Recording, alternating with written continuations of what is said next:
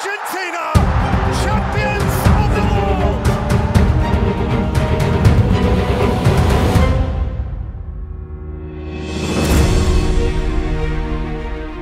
Arsenal berhasil mengemas poin maksimal ketika bertandang ke St. James Park, markas Newcastle United. Hasil ini membuat The Gunners menempel Manchester City dengan selisih 1 poin. Sedangkan Newcastle beruntung masih duduk di peringkat ketiga setelah Manchester United kalah di laga lawan West Ham. Di pertandingan melawan Newcastle ini, Arteta tidak memungkiri adanya aroma balas dendam. Ia berkata kalau beberapa pemainnya masih menyimpan rasa sakit dari kekalahan mereka di St. James Park musim lalu. Para pemain saya masih punya misi balas dendam dari kekalahan musim lalu di kepala mereka, ungkap Arteta dikutip dari Sky Sport. Mundur ke-12 bulan sebelumnya, Meriam London tidak bisa mengatasi kebisingan publik St. James Park. Mereka pun kalah 2-0 di pertandingan itu. Tapi di laga ini, anak asuh Arteta bisa memadamkan hiruk-pikuk dari para Ultras Newcastle. Ini sebenarnya jadi pertandingan yang sulit untuk Arteta. Newcastle sedang panas di beberapa pertandingan terakhir. Meskipun begitu, Arsenal masih bisa berdiri kokoh dan memulai pertandingan dengan penuh motivasi. Di menit ke-14, Meriam London bisa memimpin lewat tendangan jarak jauh mematikan dari Martin Odegaard. Kedua tim sama-sama berusaha mencetak gol setelah itu, tapi tidak ada usaha yang membuahkan hasil. Pertandingan babak pertama pun berakhir dengan keunggulan Arsenal. Masuk ke babak kedua, Arsenal bisa menggandakan keunggulan lewat gol bunuh diri Fabian Schär di menit ke-71. Skor 2-0 bertahan sampai peluit panjang dibunyikan. Newcastle punya catatan baik sebelumnya. Mereka memenangkan 8 dari 9 pertandingan terakhir. The Magpies juga hanya menderita 2 kali kekalahan dari 24 pertandingan terakhir mereka di Premier League. Mampu mengalahkan Newcastle, apalagi di kandang, menunjukkan kalau Arsenal berada di jalan dan kondisi yang tepat sekarang. Mereka kini hanya berjarak 1 poin dengan City. Meskipun tidak akan semudah yang dibayangkan, mengingat City masih punya sisa 1 pertandingan. Setidaknya kemenangan ini mengirimkan sinyal bahaya ke pemuncak klasemen sementara. Harusnya Arsenal bisa percaya diri. Terlebih lagi mereka punya Odegaard yang lagi gacor-gacornya. Dialah orang yang mencetak 2 gol ke gawang Chelsea sehingga kembali menghidupkan semangat rekan-rekannya di lapangan. Peran penting itu kembali ditunjukkannya di pertandingan ini. Odegaard jadi pemimpin Arsenal dalam membendung gelombang tekanan Newcastle di menit-menit awal laga. Odegaard pula lah yang menekan lini tengah Newcastle, diikuti dengan Granit Xhaka. Sampai akhirnya pemain berusia 24 tahun itu mampu mencetak gol roket jarak jauh ke gawang Nick Pope. Gol itu sekaligus jadi gol ke-15 Odegaard musim ini. Itu membuatnya menyamai catatan gol dari Gabriel Martinelli.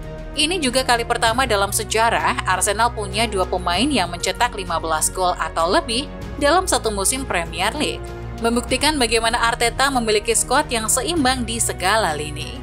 Satu-satunya catatan evaluasi Odegaard dari pertandingan ini adalah menurunnya intensitas yang ia tunjukkan beberapa saat sebelum jeda. Jika ia bisa mempertahankan intensitasnya, mungkin Arsenal bisa menciptakan lebih banyak gol. Pemain lain yang pantas jadi sorotan adalah Jakub Kiwior. Sekali lagi, ia mampu menjaga pertahanan Arsenal hingga tidak kebobolan sampai pertandingan usai. Meskipun fans Arsenal dibuat dak-dikduk ketika bola menyentuh tangannya di dalam kotak penalti pada menit ke-7. Tapi setelah wasit melihat lebih jelas lewat VAR, terlihat bola mengenai paha Jakub terlebih dahulu. Jadi handball itu dinilai sebagai ketidaksengajaan dan penalti untuk Newcastle pun dibatalkan. Setelah itu Jakub pun dengan kuat dan konsisten menjaga pertahanan The Gunners. Jakub selalu tenang menjaga bola. Ia bisa melakukan pengamanan dengan baik dan menjinakkan Callum Wilson jadi tidak terlalu mematikan. Ia diboyong pada Januari kemarin. Transfernya tidak begitu menarik perhatian media, mengingat ia bukan pemain yang mencuri perhatian sebelumnya. Ia juga dibeli dari klub Italia Spezia dengan harga 21 juta pounds. Pemain berusia 23 tahun itu memang dibeli sebagai pelapis dan baru 4 kali tampil di Liga Inggris. Kesempatannya datang ketika William Saliba menderita cedera di bulan Maret. Ketidakhadirannya membuat Arsenal menjalani 4 pertandingan tanpa kemenangan di bulan April, termasuk kalah dari Manchester City dan tergusur dari puncak klasemen.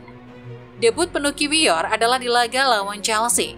Disitulah ia menunjukkan kapasitasnya sebagai pemain inti. Pemain berkebangsaan Polandia itu membuat Aubameyang tidak berani masuk ke zona pertahanan Arsenal.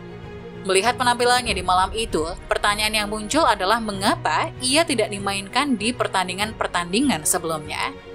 Pertanyaan itu pun kemudian berubah penyesalan.